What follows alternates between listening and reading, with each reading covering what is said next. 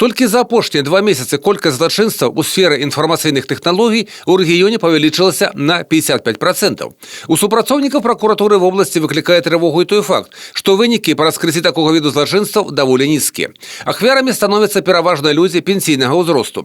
Амаль палова ўсіх пахлярстваў здзяйсняецца шляхам выкарыстання спецыяльна створаных інтэрнэт-рэсурсаў, якія падобны на рэсурсы банкаўскіх устаноў і старонкі папулярных пляцовак для продажу рознага віду тавараў. Очень часто размещаются объявления на нашем сайте Куфар, так называемые, торговые площадки.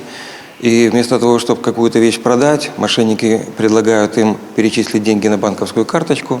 Они называют реквизиты, и, конечно же, никаких денег они не увидели, а с их счета списали, соответственно, денежные какие-то суммы. И фактически каждый день у нас по сводкам проходит порядка 10-20 таких преступлений. У 2018 годзе супрацоўнікі следчага камітэта ўзбудзілі 505 крымінальных справ па фактах злачынстваў у сферы інфармацыйных тэхналогій. У мінулым 920, а за 8 месяцев гэтага года ўжо 985. При этом способами совершения данного преступления являются несанкционированный доступ к компьютерной информации, в данном случае к страницам в социальных сетях пользователей, осуществление переписки от их имени со знакомыми, находящимися в друзьях, в аккаунте социальной сети. В последующем злоумышленники получают персональные данные банковской карты и завладевают находящимися на счету денежными средствами.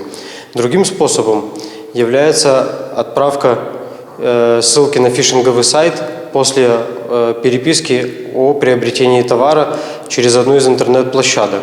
Праваахоўнікі раяць нікому не раскрываць атрыбуты сваіх банкаўскіх картак, нават калі тэлефануюць быццам бы з банкаўскай установы. У іх гэта інфармацыя ёсць апрыоры. І не спакушацца на набыццё нейкага тавара па зніжанай цане з папярэдняй аплатай.